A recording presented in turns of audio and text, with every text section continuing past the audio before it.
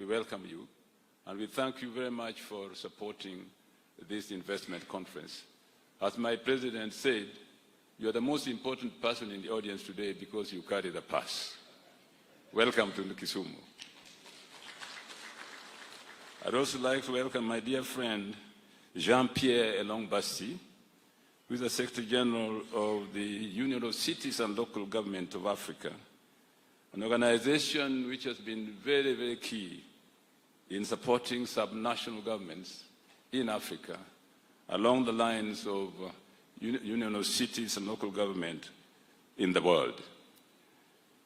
We thank Jean-Pierre Elongbassi for having enabled us some years ago to hold our cities conference here, which attracted 13,000 people globally, and from which we have derived very, very good programs since then to support not only the county government of Kisumu, but the evolution in general in our republic. I do hope, Mr. President, that it will be possible sooner rather than later, as we have discussed with you and Jean-Pierre Elongbassi, that the regional office of UCLGA in Nairobi will be vibrant to ensure that what UCLGA stands for in promoting subnational governments in Africa is led from Nairobi under the guidance of Your Excellency. This morning, Your Excellency, we are also privileged, really, to have Shelter Africa, which is an important organization in the area of housing, and we welcome the Chief Executive of Shelter Africa among us, and we also welcome those who represent other development organizations, national and international, with us this morning. Your Excellency, Kisumu has been a growing county within the framework of the Lake Region Economic Bloc, which puts together 14 counties around the lake with a total population of 14 million people. Now, the lake is an important factor in our life because it's also an important factor in communication between Kenya and East Africa, particularly Kenya and Uganda and Tanzania. You remember, Your Excellency, when the East African community collapsed in 1978, we suffered a big shock when the port in Kisumu collapsed with the East African community. When the port was closed in 1978, and the railway station in Kisumu also came to a standstill, the only thing that survived was the railway workshop in Kisumu, where the equipment endured the test of time until very recently when it was opened. Now, when I became governor and we went to the lake with His Excellency, former President Uhuru Kenyatta, and we saw the waste that was lying there, it was decided that the port should be revived. And indeed it was. One of the most interesting things is that we excavated, using Kenya Shipyard Company, as well as Kenya Ports Authority, a lot of vessels which had sunk to the bottom of the lake. One of them was a big ship, which had laid there for over 20 years, but except for the software, all the hardware survived. So when it was brought to shore, Kenya Shipyard Company was capable of reviving it and repairing it to sail on the lake at MV Uhuru 1. This was with the help of the Dutch government, but after the resurrection of MV Uhuru 1, our people learned the science, the technology of making ships so fast that the Dutch said it was time for them to go. And Kenya Shipyard has since then built on their own MV Uhuru 2.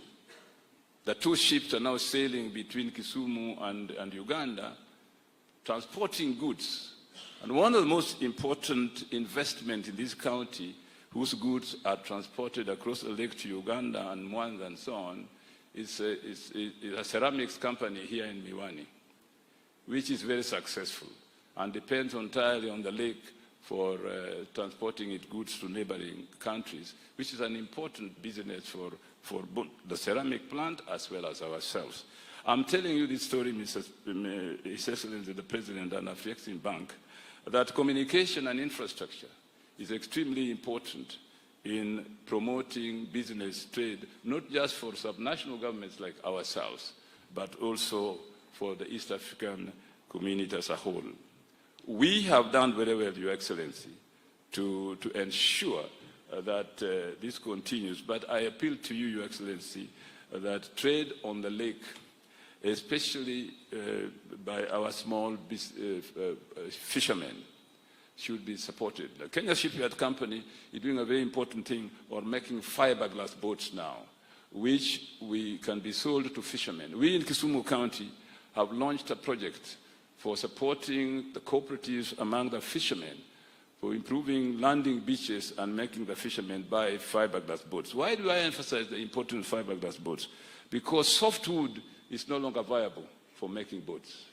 It makes it very possible for the tin inside that the fishermen put inside to rust from the bottom. And therefore, when they go to the middle of the lake and they are fishing, water seeps from the bottom as it rains, and we lose a lot of people in the lake.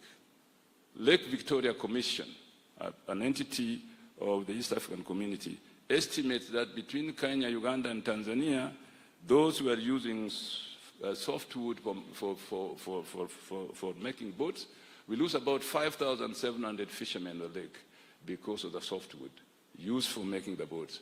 This is where Kenya Shipyard Company comes very important in making fiberglass boats for our fishermen to save lives, but also to ensure that the fishing industry survives. Your Excellency, I stand here on this special day, really, to welcome all of you to the great county of Kisumu, and specifically to this beautiful city nestled by the shores of Lake Victoria I've been speaking about. We are pleased, Your Excellency, and proud, as a county government, to host the 4th African Sub-Sovereign Governance Network Conference in collaboration with the African Continental Free Trade Area, African Export-Import Bank, Afrexim Bank, and the United Cities and Local Government of Africa. We are happy, Your Excellency, because this important conference has raised the status of our city, coming hereby barely 2 years after we hosted UCLG's 9th summit of Afri-City Summit here in Kisumu. It is a clear indication, Your Excellency, that Kisumu is blazing the trail as a leading destination for international trade and investment conferencing. Your Excellency and delegates, this conference is meant to strengthen the role of Africa's sub-sovereign governments in driving intra-African trade and investment.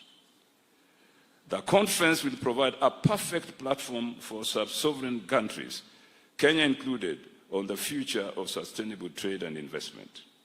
The conference theme, leveraging the FCCA for sustainable trade and investment, a development pathway for African sub-sovereigns, captures the intention and objectives of the 2-day meeting we have this week.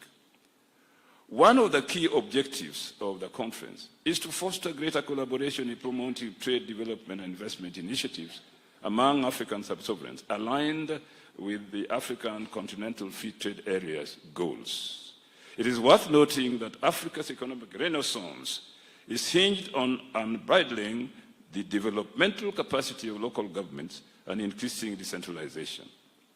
Despite the gains made in decentralization in recent decades, African local governments still have low administrative and fiscal capacity to realize the much-needed local economic development.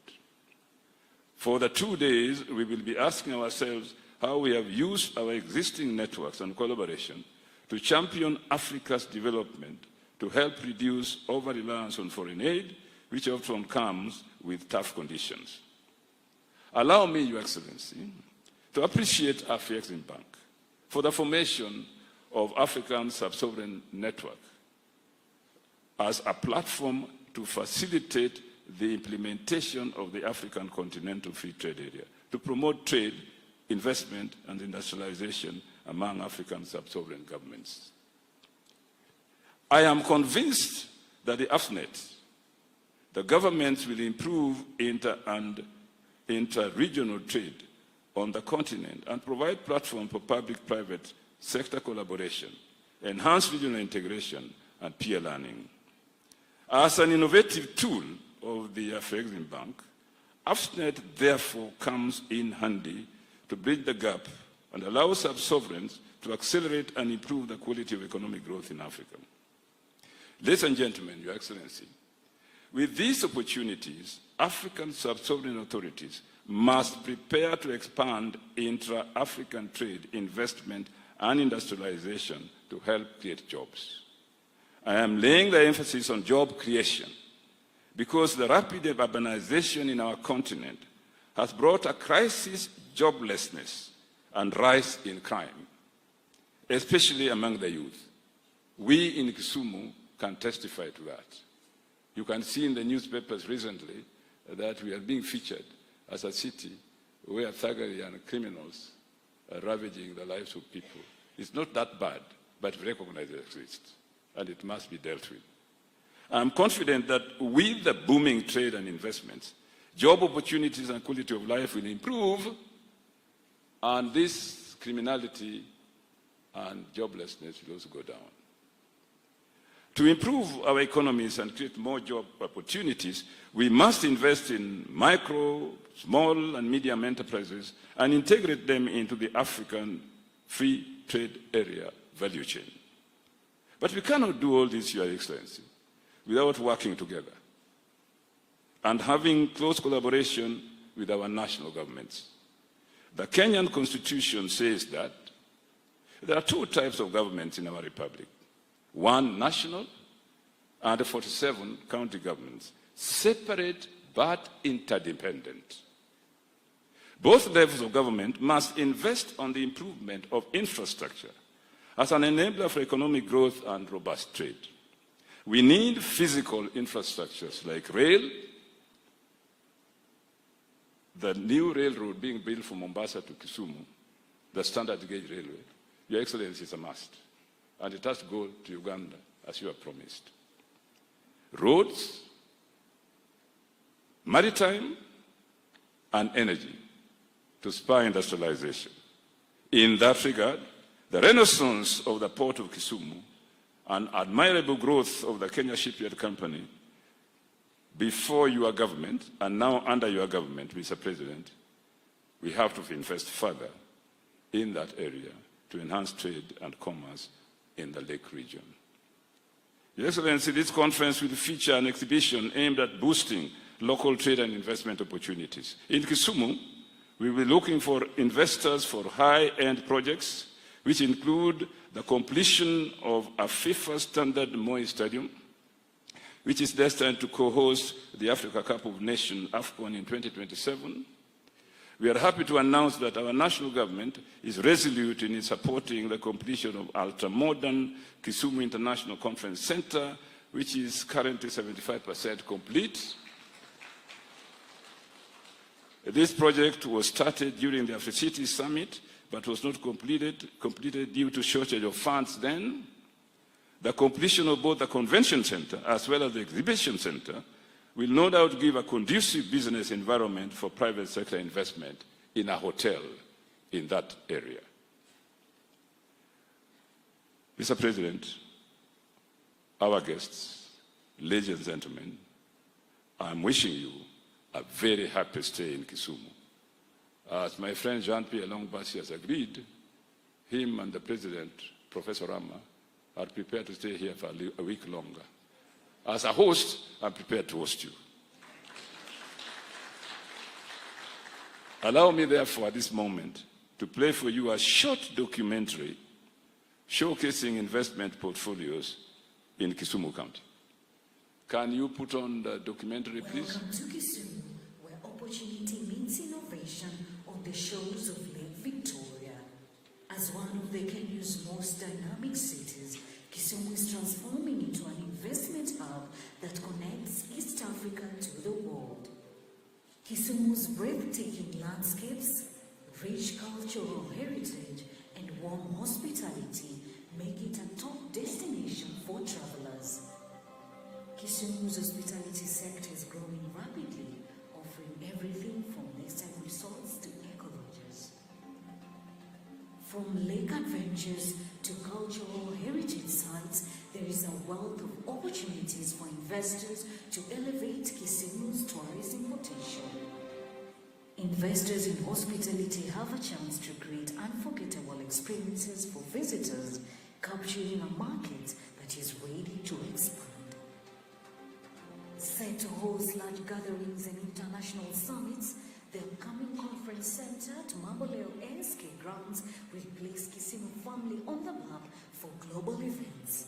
It opens an opportunity for an international hotel to be built there. That hotel will provide facilities for conferees and for other tourists and people who come to Kisumu. Healthcare is a priority for Kisumu, and the new cancer center stands as a testament to this commitment. Investment in health infrastructure offers high-impact opportunities that will make quality healthcare more accessible across the region. In a milestone for healthcare, MedAdditors is bringing a state-of-the-art pharmaceutical plant to Kisumu, aiming to serve the healthcare needs of Kenya and neighboring countries. MedAdditors, which is a pharmaceutical firm from the US, working together with the Great Lakes University, private university, a unique initiative where the university and MedAdditors are working together. One, for MedAdditors to establish a pharmaceutical firm. Two, for the university to give it an opportunity for having a faculty of pharmacy where students will be learning as well as working practically in the pharmaceutical firm.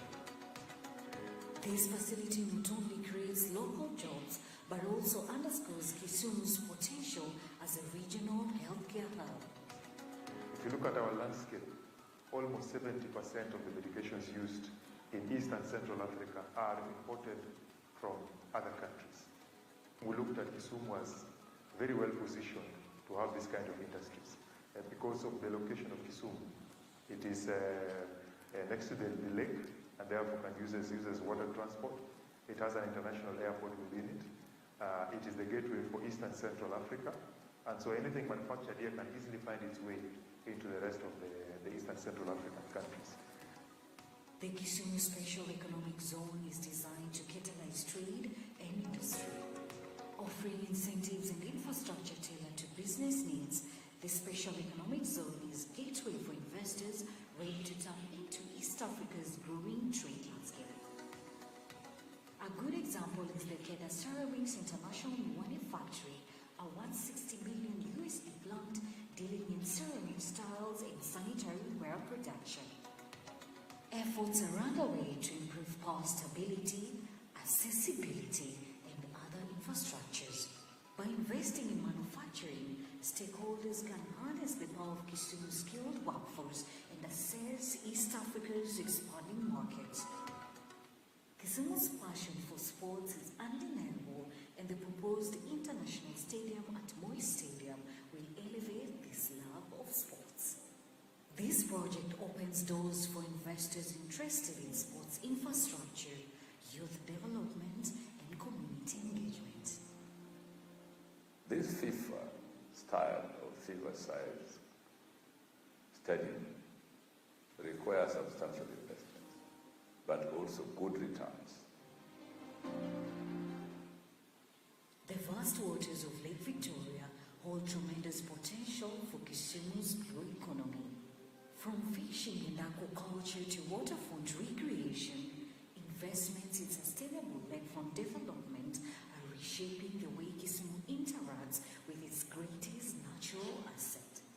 Our promenade around Lake Victoria, that provides a tremendous opportunity for leisure and for investment in hotels and other entertainment facilities. Kisumu's agricultural landscape is a vibrant sector driven by rich soils and innovation. With opportunities in crop production, agri-processing, and modern farming technologies, investors can help meet East Africa's demand for sustainable food production.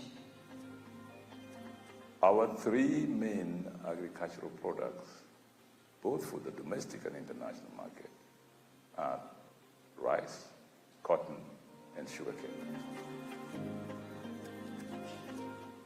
Kisumu is becoming a digital powerhouse supported by tech hubs and a generation of innovative minds. The city's ICT sector is ideal for investors looking to nurture startups, expand e-commerce, and create smart solutions for a digital world. As Kisumu grows, so does the need of reliable water infrastructure. Investment in water systems supports agriculture, industry and households, enhancing the resilience of the entire city to meet future demands. Kisumu is not just a city, it's a vision for Africa's future. With opportunities across tourism, healthcare, green energy and more, we invite you to be part of our journey. Come invest in Kisumu and help shape a sustainable, prosperous future.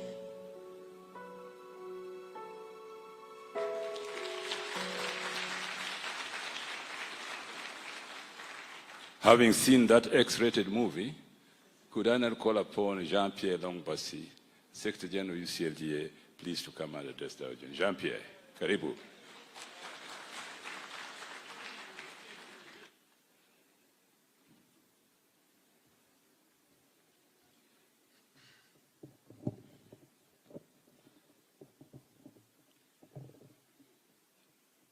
Your Excellency,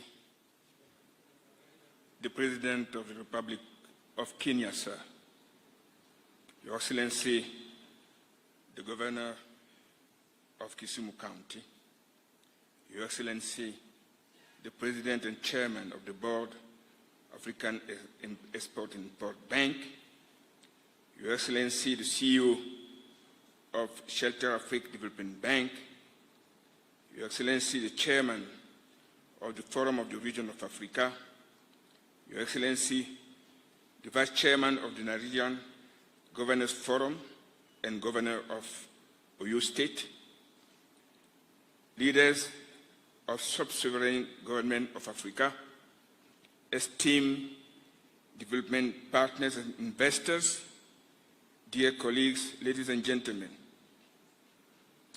Excellency, sir, I bring you the greetings of the President of the United Cities and Local Government of Africa, UCLG Africa, the umbrella organization representing the voice of the 17 subnational and local government operating on the continent, Madam Fatoumata Abdel Malik, President of the region of Nouakchott in Mauritania. I'm addressing you as the Secretary General of the UCSD Africa, headquartered in Rabat, Morocco, with regional offices established in Cairo, Egypt for North Africa, Accra, Ghana for West Africa, Libreville, Gabon for Central Africa, Nairobi, Kenya for East Africa, and Pretoria, South Africa for Southern Africa. I am humbled to stand before you at this opening ceremony of the 4th Africa Sovereign Government Network Investment Conference here in Kisumu. I feel like coming back home when I'm in Kisumu.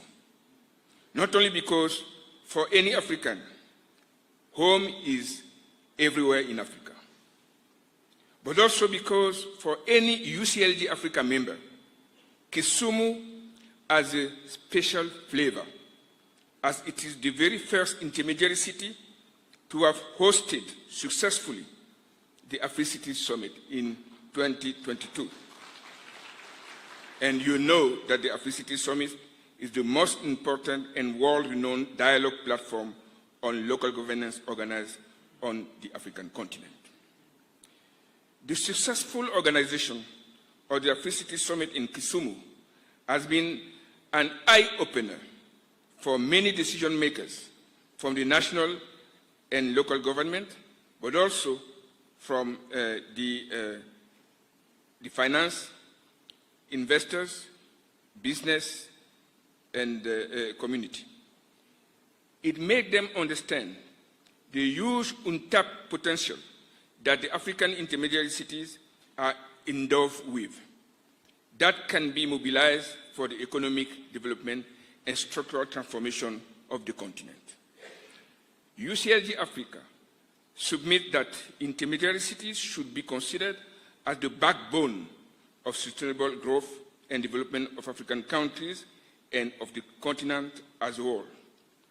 UCLG Africa further submits that the African intermediary cities are the cornerstone of the Africa continental free trade area and should be given the attention they deserve for them to participate fully in connecting rural and urban economies, thus giving birth to stronger local and national and regional economies.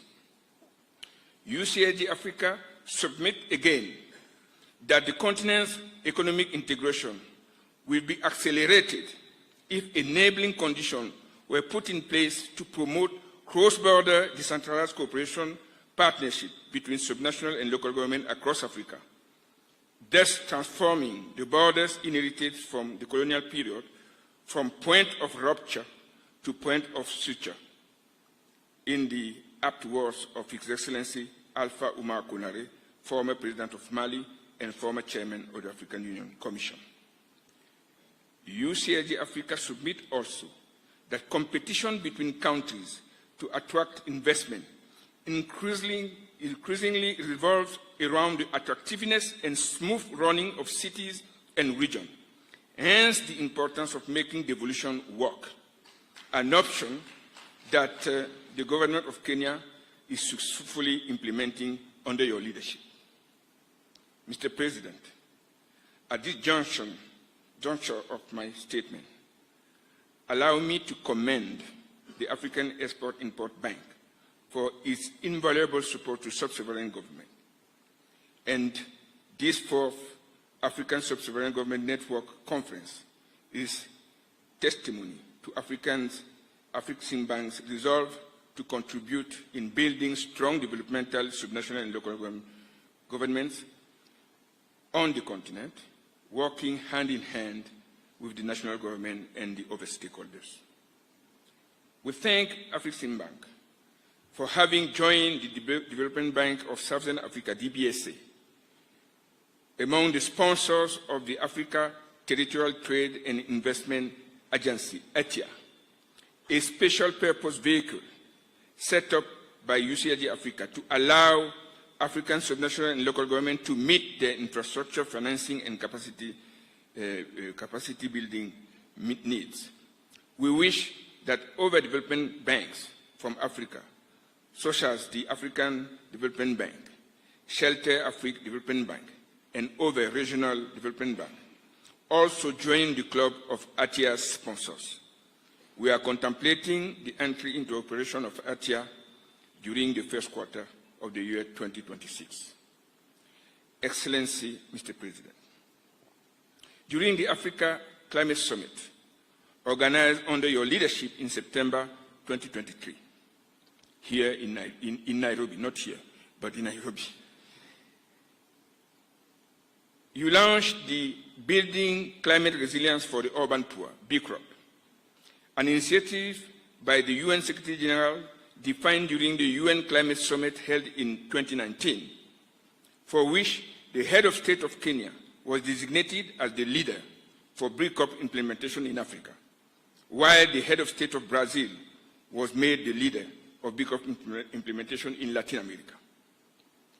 We are expectant of the political support of Your Excellency to mobilize the interests of your peers in Africa, to walk the talk through the effective implementation of BCROP in the 14 countries that volunteered to be among the BCROP pilot countries. BCROP implementation is coordinated in Africa by a coordinating team located at the UCLG Africa Regional Office in Nairobi, for which we humbly seek for your assistance and blessing to expedite the signing of the headquarter agreement and the release of seed financial support to kickstart its operation. And I'm happy that you promise that this will be done very soon, under your scrutiny. Thank you. Despite the mixed result we got during climate negotiations held at COP29 in Baku, one can't help but be concerned by the minuscule share of Africa on carbon emission compared to the heavy price our continent is paying as a result of the impact on our cities and territories of extreme weather events translating into drought, floods, landslides, coastal erosion, and so on, costing lives and assets to our cities and territories. The African position defined under your leadership during the African Climate Summit inspired the Africa Group of Negotiators to articulate a strong position under the leadership of the Kenya Special Envoy for Climate, also the chair of the African Group of Negotiators. I congratulate you for that. Mr. President, we are confident that through your inspired and visionary leadership, Africa will make serious progress towards the improvement of the living condition of the African people, particularly those living in poor neighborhoods of our city, and they constitute 60% of our cities, and particularly the youth that are yearning for opportunities, hope, and a dignified life. Let's work together to get Africa Agenda 2063 of the Africa we want come real and not just staying as unreachable goal. I thank you for your attention.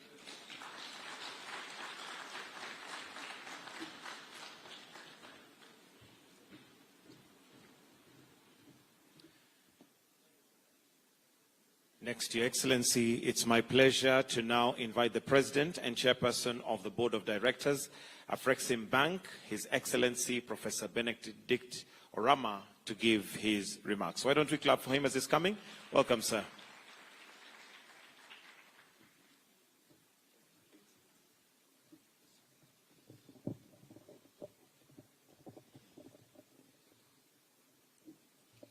Thank you very much, Master of Ceremony. His Excellency and dear brother and strong supporter of our bank, Dr. William Ruto, President of the Republic of Kenya. His Excellency's honorable ministers gathered here this morning,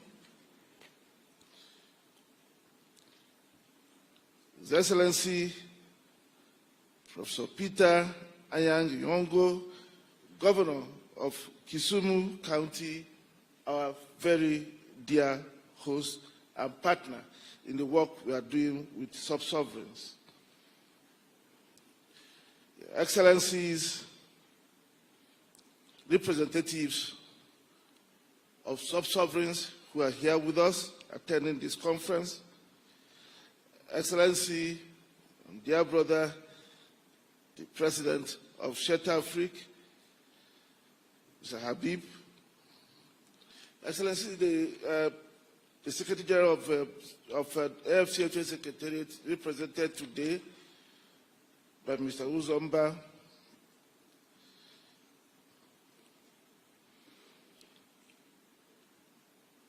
Ms. Kanayo Awani, Executive Vice President of Afrexim Bank, who is the arrowhead championing the AFSNet at Afrexim Bank.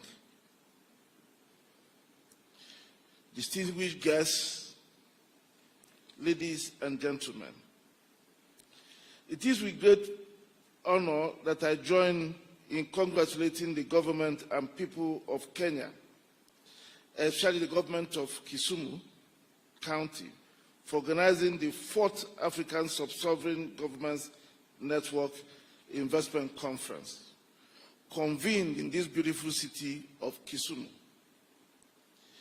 a true gem of our beloved continent.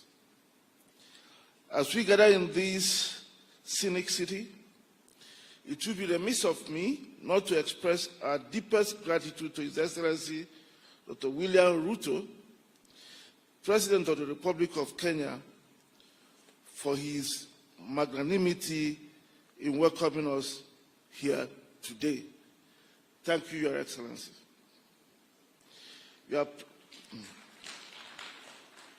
Your presence here is not merely ceremonial. It stands as a resounding endorsement of our collective endeavor and a testament to the commitment of your government to this initiative, a pivotal instrument for reigniting African sub-sovereigns as engines for socio-economic transformation of the continent. Special thanks to our gracious and indefatigable host, who we just listened to and saw his vibrancy, His Excellency Professor Peter Nyong'o, Governor of Kisumu County. Your warm hospitality and your leadership in the organization of this conference have set the stage for an enduring future for our collective endeavor to elevate sub-sovereigns in the institutional architecture for Africa's development and regional integration. The African Sub-Sovereign Government Network initiative thrives due to the concerted efforts and unwavering commitment of partners who recognize the tremendous potential of sub-sovereign governments as the engines for broad-based economic development that extends to the grassroots of our societies. We are profoundly grateful to our dear brother, Mr. Jean-Pierre Elongumbasi, and the dedicated team at the United Cities and local governments of Africa for supporting this event and for the great work they are doing in promoting African sub-sovereigns. We thank you very much, Mr. Ambassador. We are also eternally grateful to His Excellency, the Chairman of Nigeria's Governors Forum, for attending this event and also for the support in mobilizing many governors and their representatives from Nigeria. And special thanks also to Mr. Wankele Mene, Secretary General of the AFCFTA Secretariat, and of course, again, our distinguished hosts, the people and government of Kisumu County, because their invaluable contributions form the backbone of the initiative we are pursuing. Additionally, our heartfelt appreciation extends to the esteemed governors, premiers, mayors, and their officials joining us, not just from Kenya, but also from all corners of Africa. Your presence invigorates the discourse and reinforces the critical role of sub-sovereigns in both national and regional development agenda. At our Afrexim Bank, we strongly believe that for developmental initiatives to succeed in our economies, they must of necessity be decentralized. Development needs must originate and flow from the periphery towards the center. When we empower sub-sovereigns with the financial resources they rightfully deserve, we enable them to create unparalleled economic opportunities that resonate with the unique character of their local communities. This fosters not only inclusive growth, but also resilient and sustainable development that caters to the diverse needs of our peoples. It is in recognition of the foregoing that our Afrexim Bank inaugurated the African Sub-Sovereign Government Network in 2021, designed to advocate for the decentralization of national and even continental economic policies and programs, and empowering the governments of sub-sovereigns to assert their critical role in shaping both national and sub-national policies. By leveraging the requisite financial resources and fostering partnerships, we aim to catalyze local community development and enhance coordination and collaboration among sub-sovereigns. This in turn could optimize economic, trade and investment opportunities across our cities and regions. Through this effort, we are aiming to create a situation where cross-country collaboration need not be solely driven at national levels. This is consistent with the ultimate goal of the Africa Continental Free Trade Agreement, whereby national borders in terms of trade and investments will soon disappear. For instance, there is no reason why adjacent sub-sovereigns in two neighboring countries cannot leverage efficiency gains of collaborating rather than looking further afield in their own countries. In alignment with the African Continental Free Trade Agreement, we are passionately implementing the AFSNet initiative to promote intra-regional trade and investment. Today's event team, titled Leveraging the AFCFTA for Sustainable Trade and Investment, a Development Pathway for African sub-sovereigns, is a carry-on call for action. With physical borders dissolving, adjacent states, provinces, prefectures, counties, and governorates stand poised to harness efficiencies that transcend the limitations of international divides. With the removal of trade barriers, producers in one state may discover their best markets lie just across the border, rather than hundreds of kilometers away in their own country. Nature, in its wisdom, has distributed resources devoid of political boundaries, making sub-sovereigns the pivotal players in leveraging the AFCFTA to forge cross-border industrial clusters anchored on minerals and raw materials that know no borders. Animals need no visas to roam across borders, and it is adjacent sub-sovereigns that can leverage this reality to launch a coordinated tourist investment programs based on eco or nature tourism of the type the Kisumu County appear now to be doing.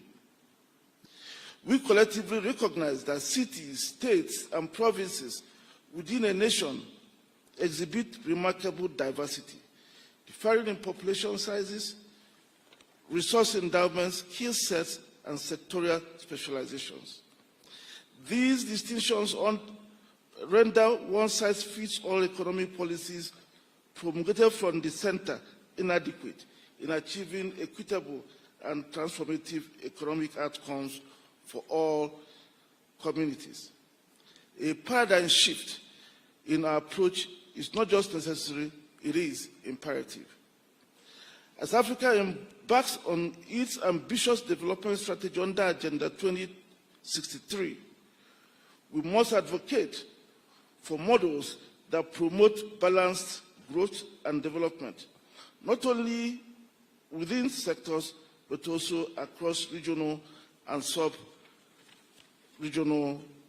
landscapes.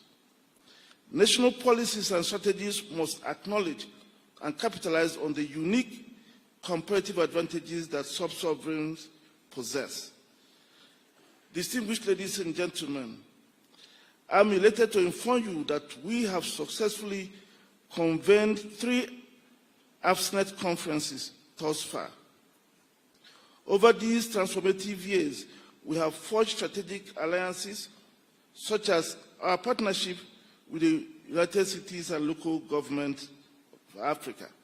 And we must thank our brother, Mr. Bassi, for making this possible. This has propelled AFSNet membership to span the entire continent. We have conducted a series of information sharing and sensitization workshops the most recent of which was yesterday's capacity building workshop with sub-sovereign and national investment promotion agencies, facilitated by another one of our partners, the Center for International Trade, Miami, and Financial Times. And we thank them for supporting us in delivering those. In 2023, at the last AFSNet investment conference held in Cairo, Egypt, we made a commitment to significantly increase the bank's allocation to AFSNet to $2 billion in order to support the trade and the investment financing needs of the members of the network. This support will go towards supporting sovereign governments' development programs that meet our financing requirements.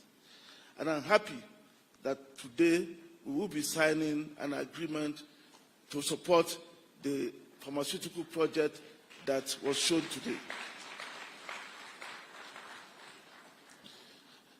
There are also other examples. But if you see counties, states, provinces, or cities with project ideas or concepts can tap into the bank's project preparation facility, a special funding product for the development of project ideas into bankable projects. That facility is what we have provided to the promoters of the pharmaceutical project here to enable them turn the ideas into bankable projects, and then we can move on and provide the project finance that will be needed. An example also is the signing of a project preparation facility that made it possible that's making it possible for the Bakassi Seaport in Nigeria, in Calabar, Nigeria, that will cost $13.5 billion to be commenced. Afrexim Bank signed that project preparation facility recently with the state government, and therefore started preparing the project for possible financing. We had also, through the intervention of the project preparation facility, supported the KwaZulu-Natal government by preparing a project that is supporting titanium, a project called the Nyanza Light Metals Project in that province.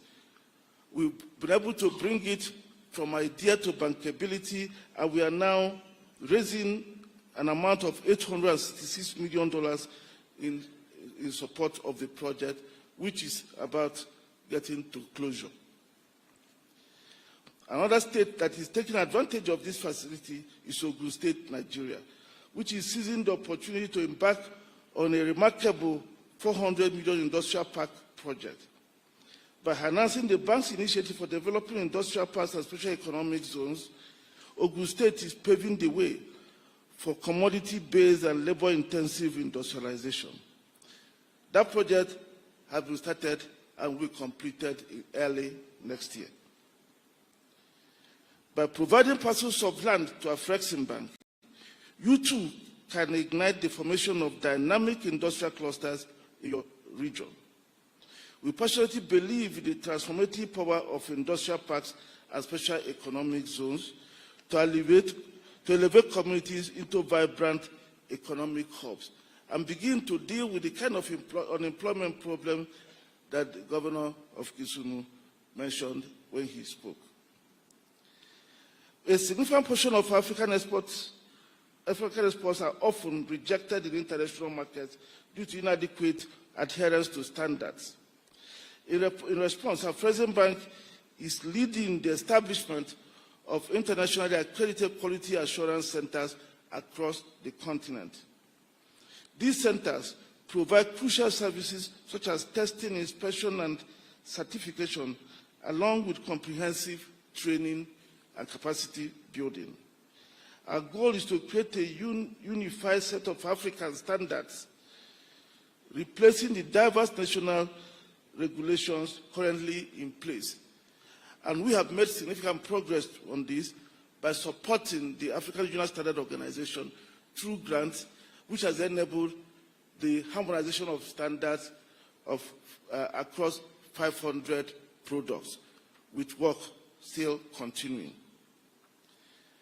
With one African Quality Assurance Center already operational in Ogun State, Nigeria, and projects underway in Benin, Egypt, Gabon, Nigeria, and plans to commence a project here in Kenya, this is an opportunity for you as visionary leaders to collaborate in developing world-class quality assurance centers for your regions. This quality infrastructure is necessary if you hope to turn your sub-regions or your sub-sovereigns into export powerhouses. Together, we can elevate our exports to meet the rigorous standards needed for national, regional, and global markets. We can also work with you in many other ways, covering healthcare, power, ports, and the ports will include land, air, and sea, training and capacity building, manufacturing, and so on. Our Afrexim Bank team is here to broaden your perspectives on the scope of what is possible. As I bring my remarks to a close, I extend my deepest appreciation to all the governors and representatives present today. Your unwavering support for this network is not merely for your individual development, it is for the collective advancement of our continent. I look forward to seeing you in subsequent conferences. And as I close, permit me to once again thank His Excellency Dr. William Ruto for honoring us today with his presence. We thank you for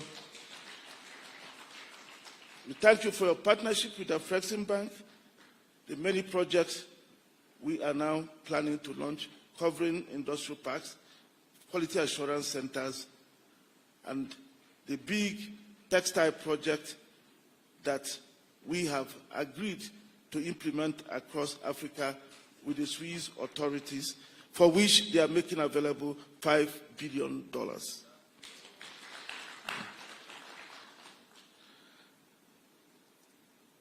Let me also thank our host, the governor of Kisumu, for being there for us and putting this very excellent event together. We thank you for your partnership, for making it possible for us to all be here, and for all the hospitality we've seen since we arrived. As the renowned Kenyan author, Ngugi wa Thiong'o, put it, and let me capture it the way he said it more succinctly. He wrote, and I quote, "The future is not what we have inherited from the past, but what we are preparing for the future." So we should only use the lessons of the past to shape our vision for tomorrow. We must always look forward. And with our Afrexim Bank on your side, you can be sure that should you need support, we will be there as much as we can. Thank you very much for your kind attention.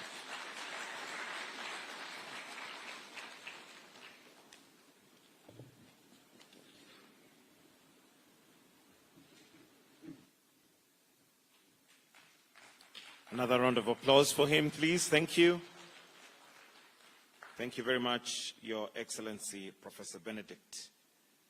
Your Excellency, sir, at this point, allow me to now call on Honorable John Badi, Cabinet Secretary, National Treasury and Economic Planning, to make his remarks and, in turn, invite His Excellency, the President. Why don't we welcome him with a clap? Tumpigie makofi tafadhali. Welcome,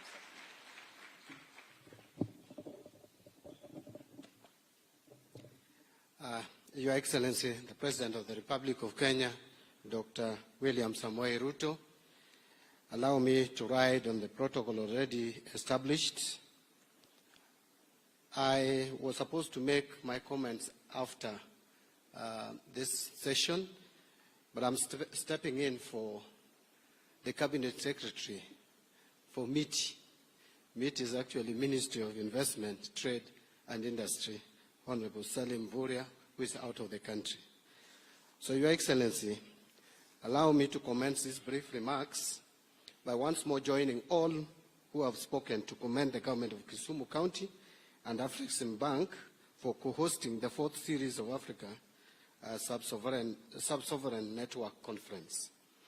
The Africa Sub-Sovereign Network Conference was launched by the African Export-Import Bank, what is known as Afreximbank, during an inaugural conference held on the sidelines of the Intra-African Trade Fair in 2021, with the mission of promoting peer learning, cooperation and collaboration among sovereign governments.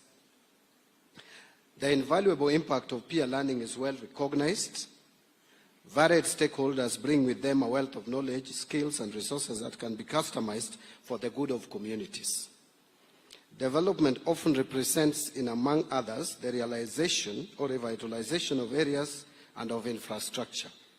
If government officials collaborate with the local business owners and community organizations to pool resources to fund initiatives like infrastructure improvement of an area, beautification or greening projects, then each can contribute their specific and unique expertise, be it design, policy making, or other expertise to ensure success of projects.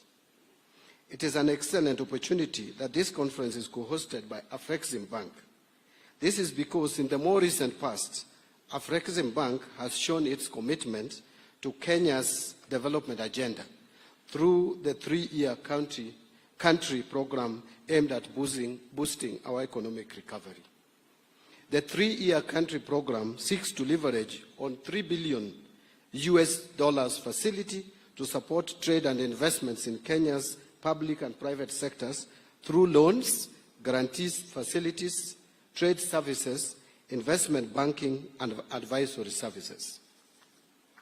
Also of note and worth emphasizing is the fact that Afreximbank is further actively involved in deepening and expansion of the banking industry in Kenya by expanding its lines of credit and other products offerings to Kenyan banks to equip them with the muscle to support the local economy.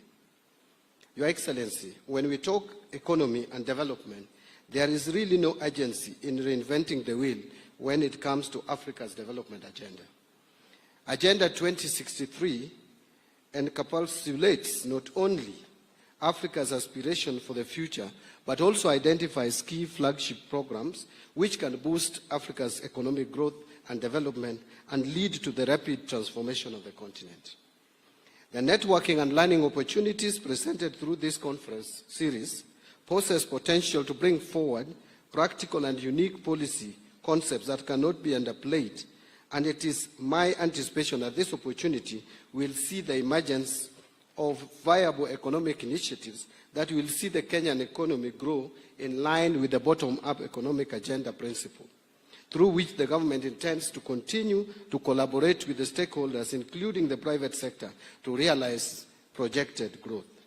The need for innovative approaches outside the traditionally accepted lines to promote development finds a comfortable home in the choice of theme by Afreximbank and County Government of Kisumu for this year's 4th edition of the Africa Sub-Sovereign Network Conference, which is leveraging the African Continental Free Trade Area for sustainable trade and investment, a development pathway for Africa sub-sovereign. So trade across the region must thrive, and Afreximbank is one of the better placed institutions to guide this, since she has acquired considerable experience in successfully intervening and supporting its member states facing both short, medium, and long-term socio-economic challenges and crises, and supporting those member countries going through major macroeconomic negative shocks. Kenya was among the first African countries that signed the African Continental Free Trade Area Treaty in Kigali, Rwanda, on March 21, 2018, marking a historic milestone in the economic integration push of the continent. The formation of a free trade area spanning the continent creates a single market of over 1.3 billion people, with a combined gross domestic product of more than $3.4 trillion US. Your Excellency, the move by Kenya to join the Pan-African Payment and Settlement System initiatives as an enabler for the African Continental Free Trade Area is a major milestone, as it presents the Kenyan firms with the ability to execute all trades and financial transactions seamlessly with other firms in the rest of Africa. Correspondingly, the move by the Afrexim Bank to establish the adjustment fund is also laudable. The United States dollars of 10 billion fund will support countries, Kenya included, to effectively participate in the African Continental Free Trade Area. As a major shareholder of the bank, Kenya is expected to continue to tap the opportunities offered by the bank through the adjustment fund. Excellencies, ladies and gentlemen, some research suggests that people with a fixed mindset tend to approach goals more passively. A growth mindset of opportunities and entrepreneurial mindsets. It means not seeing hurdles, but instead seeing how to overcome the hurdles.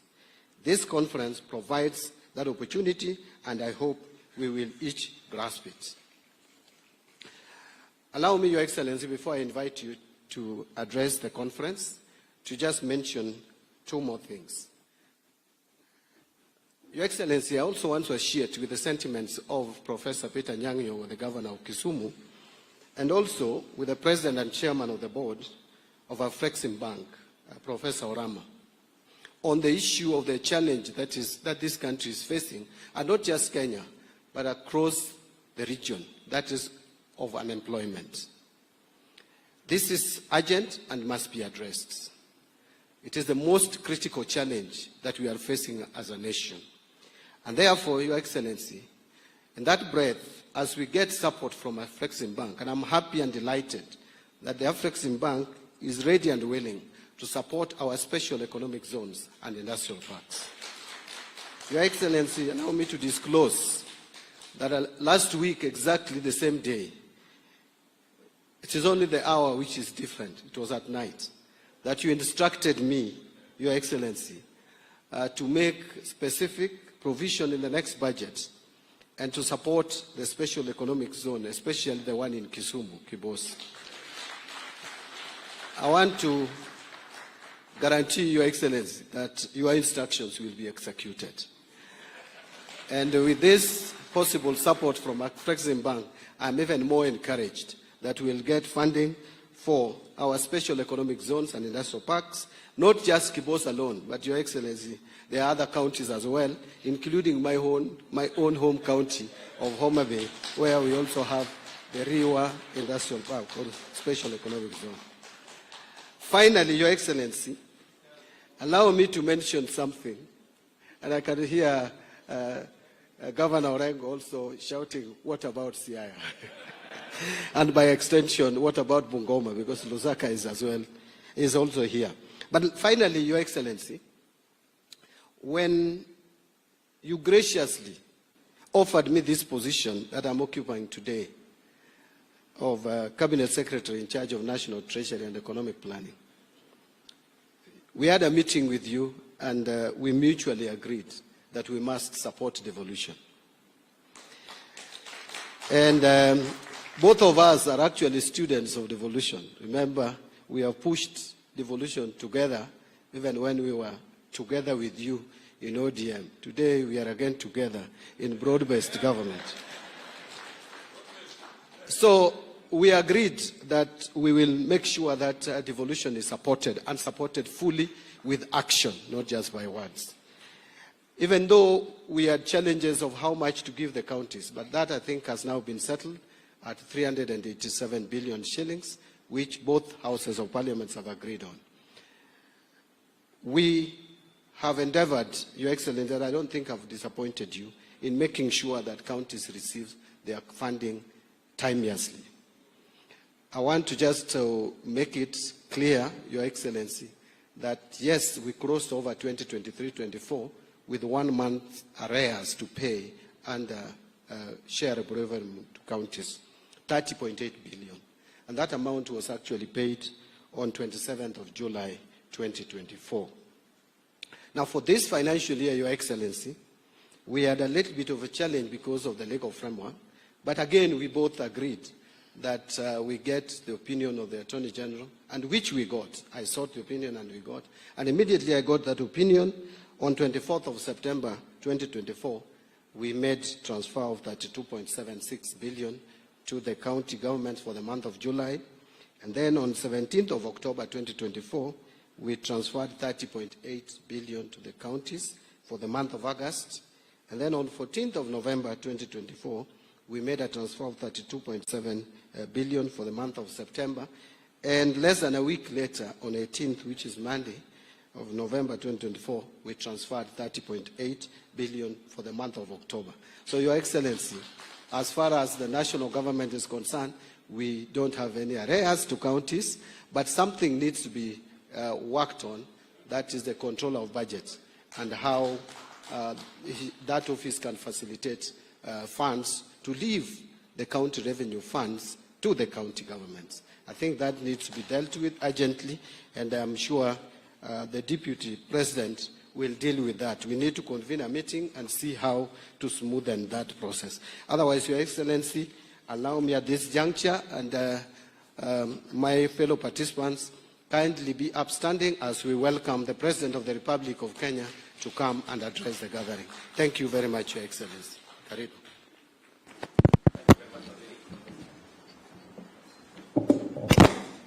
Thank you very much. Your Excellencies, ladies and gentlemen, good morning. Thank you very much. You can take your seats. Asante sana. Allow me to take this opportunity on behalf of the government and people of Kenya to welcome friends and partners who have come from far and wide to attend this very important summit, to join the governor of Kisumu, Professor Anyang' Nyong'o, who has warmly welcomed all of you to Kisumu, in welcoming all of you to Kenya. Professor Anyang' Nyong'o is under very strict instructions to take good care of each and every participant. And if for one reason or another he does not, please report him to me. I will figure out what to do with him. But I am privileged to have this opportunity on behalf of the people and government of Kenya to welcome all of you to this famous Lake City, to the 4th African Sovereign Networks Conference. I am grateful to the governor of Kisumu, Professor Peter Anyang' Nyong'o, for the excellent preparation that have gone into hosting this event and the partnership that they have put together with Afrexim Bank. And I also want to thank Professor Benedict Orama for making time to join us for this conference.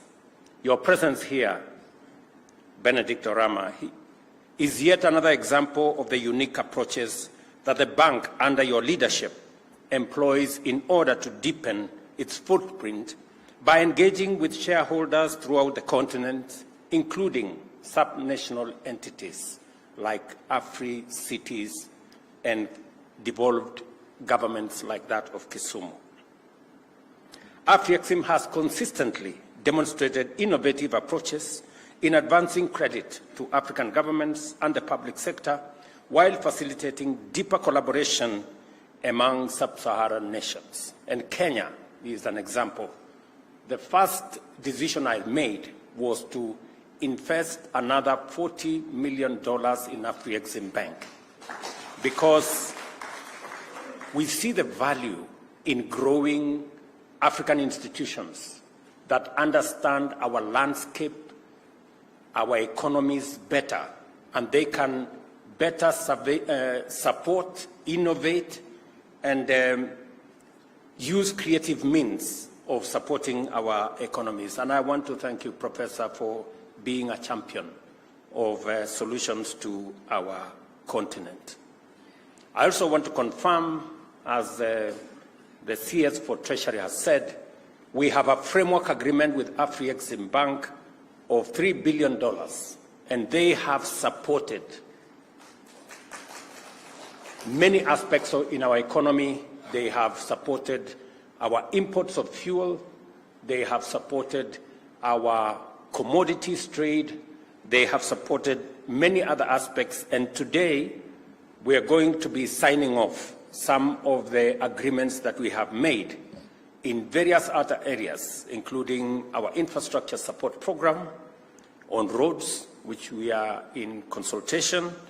We are also going to sign off on matters to do with cotton value chain, and I like what Professor Anyang' Nyong'o said here, that among the three most important crops that this county and the counties in this region are involved in is cotton. You've just heard from Professor Orama that there is a facility that will support the cotton value chain, because the cotton value chain has three important aspects. Number one, it has the production sector that supports many farmers.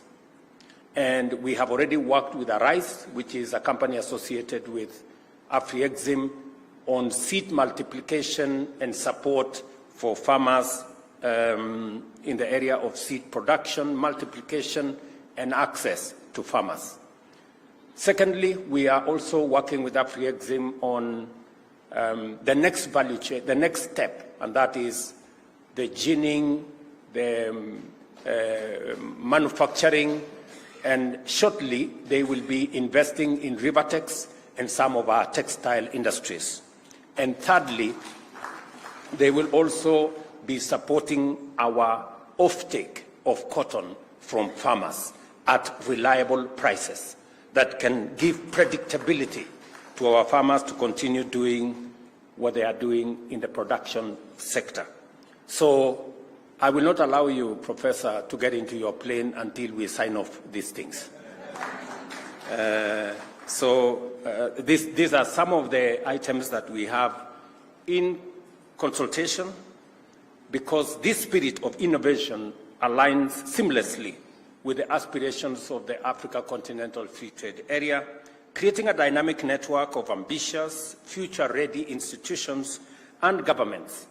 Such collaboration will drive transformative engagements at the grassroots level, enabling Africa to achieve an unparalleled position in the global value chains and make substantial contribution to their bottom-up transformation. By promoting peer-to-peer learning, this forum of Afri-cities strengthens cooperation among sub-sovereign governments and devolution, a tremendous innovation established under our 2010 Constitution, has evolved into an exemplary success story that Kenyans are very proud of, as it has brought services closer to the people, empowered grassroots participation in governance, and safeguarded minority rights and enhanced equity in resource mobilization and allocation. And I want to agree with the CS Treasury that we have made as a government a conscious decision that we will go out of our way to support devolution and to make sure that there is timeless release of resources to the counties. Although there has not been any framework, we decided that we will get an advisory from the Attorney General to allow us to support counties, even as the other formalities and constitutional imperatives are being met. I have also agreed with the leadership of Parliament that Parliament will not go into recess unless they conclude both DORA and CARA. And I think I have it on the authority of both leaders of majority and both speakers that we want to conclude that exercise so that we allow the counties to execute their mandate without unnecessary roadblocks.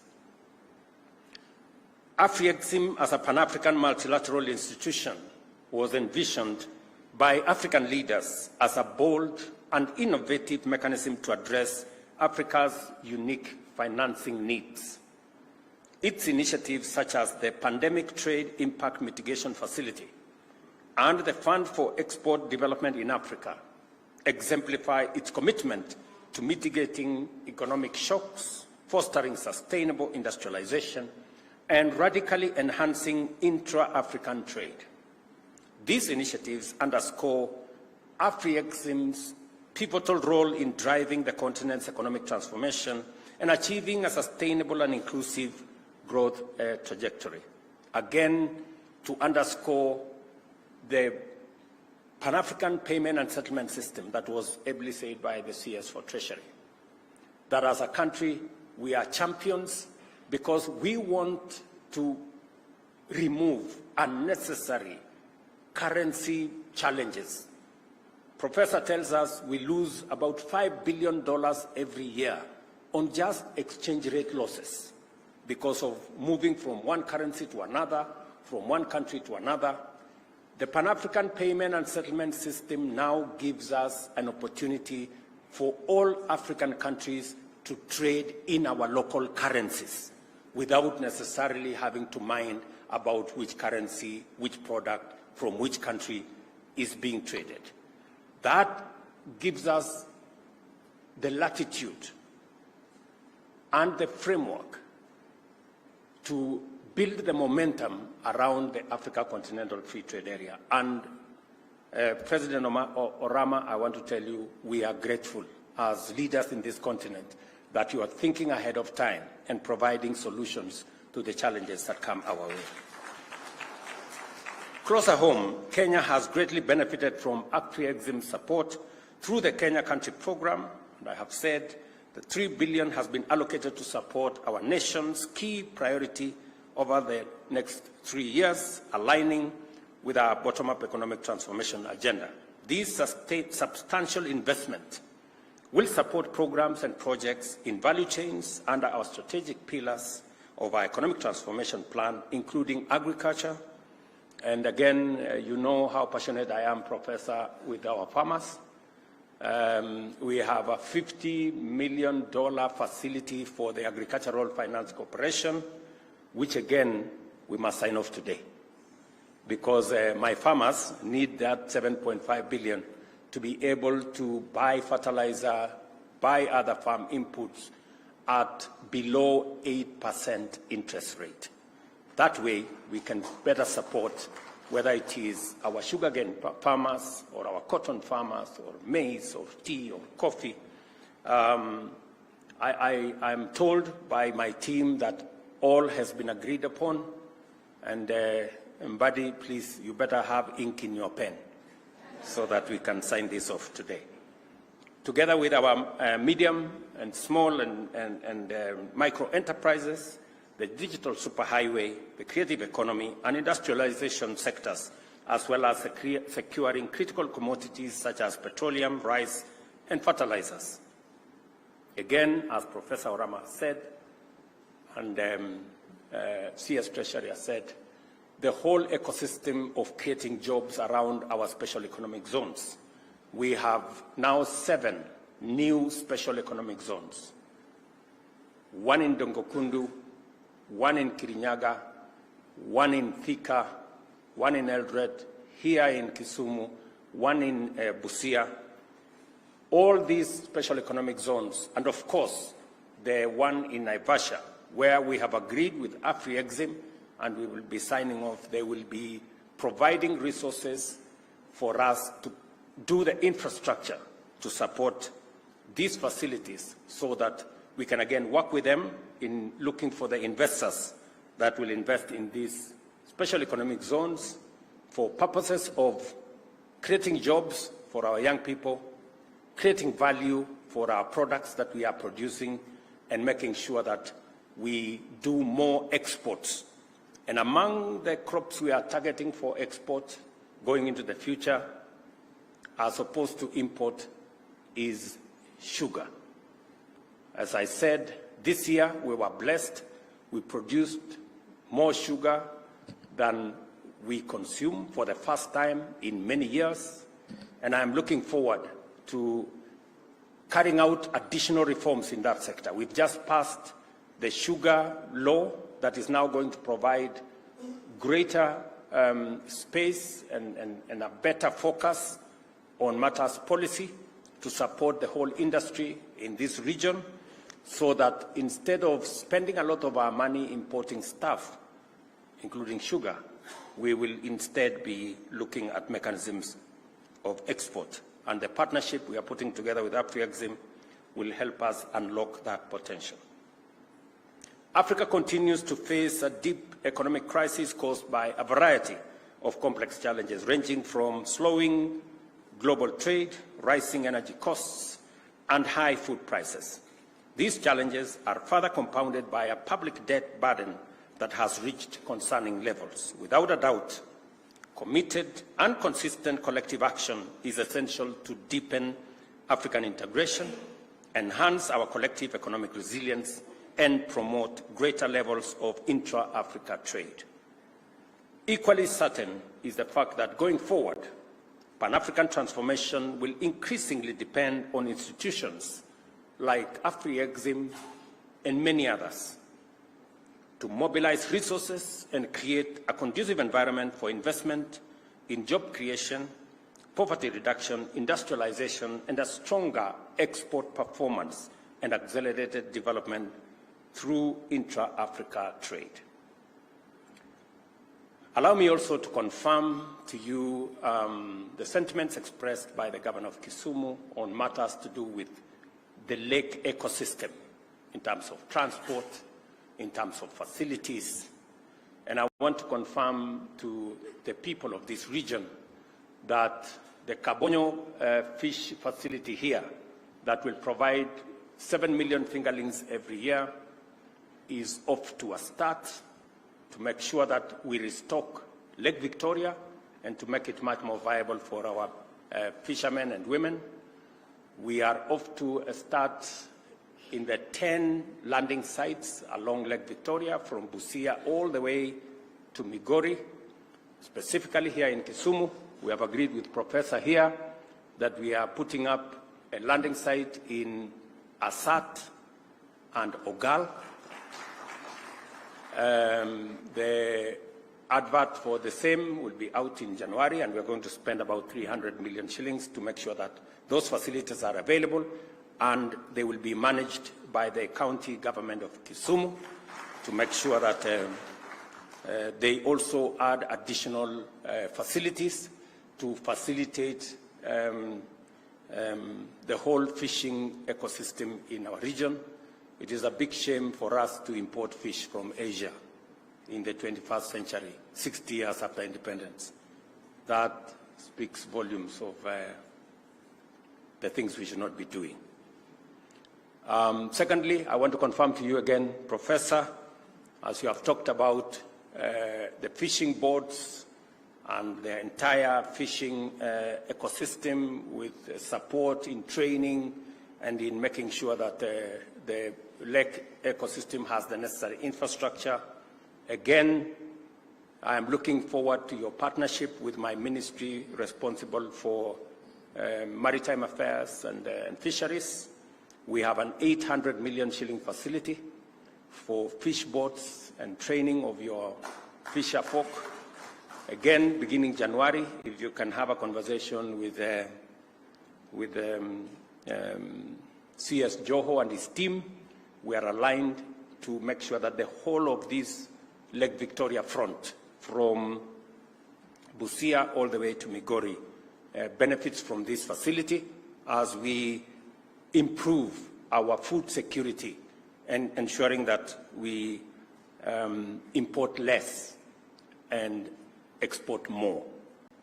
And finally, because there have been major accidents, and you've said it heavily, in Lake Victoria, and we lose a lot of people because of facilities that are not adequate, because of some of the infrastructure that is not proper, we have decided to do Lake Victoria Rescue and Coordination Center here.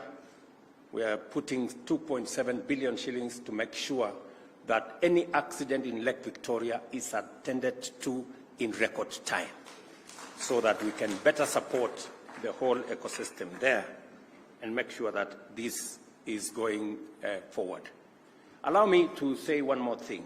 I think Professor has ably said that this city can also provide a destination for conferencing and other facilities. And we need to leverage on the tourism assets that are available in Kisumu and the whole of this lake region. And therefore, the conference facility that is here in Kisumu, that was an investment of the national government. I want to confirm that we are ready to have a conversation with Kisumu County, and we want to bring our friends AfriExim on board so that through a public-private partnership, we can actually have an investment in the completion of that facility, in the building of the hotel, so that we can have a management program that will make sure that we unlock the potential of that facility where government resources have already been invested in. I know Professor understands very well, because he was our Minister for Planning, what public-private partnership can achieve. And there will be no problems of people saying anybody wants to sell any asset in Kisumu. So I look forward, Professor, to having that engagement so that we can bring infrastructure facilities as we go into the future. Ladies and gentlemen, I want to, in a very special way, thank Shelter Afrique and team, and my good brother, the Secretary General, Shelter Afrique and team, and my good brother, the Secretary General, for what they are doing. As I confirmed to you, the Minister under procurement in Kisumu County and 50,000 units along the 5 counties in this region. We have a big program on making sure that because the future is urban, we must prepare for it, and we must provide the infrastructure so that our urban areas do not become slums or places of poverty, but becomes active ecosystems of young people to get jobs and for us to move into the future. So our leadership on that front is on course, and when I am called upon to make a report under BICRAP, I will have a good report. You don't have to worry.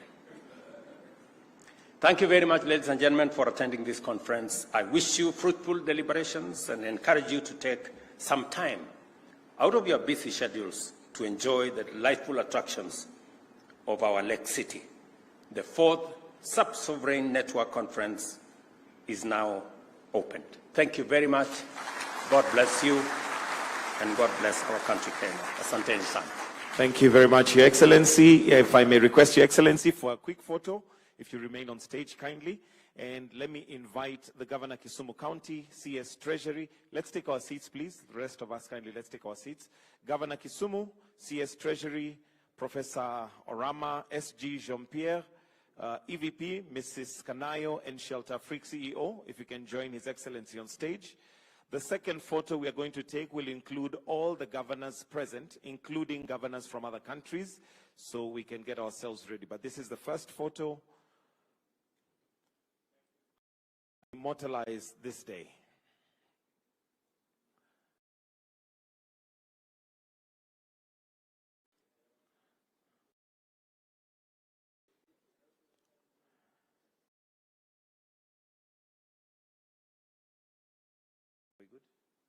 All right, if I may request, we step down and I call all the governors present, both from Kenya and from other countries, to kindly just come and take the back, to stand at the back of the first queue, so that we will be able to handle those numbers. All governors present, both from Kenya and from other countries, including the PSs present. PSs, if we can kindly join as well.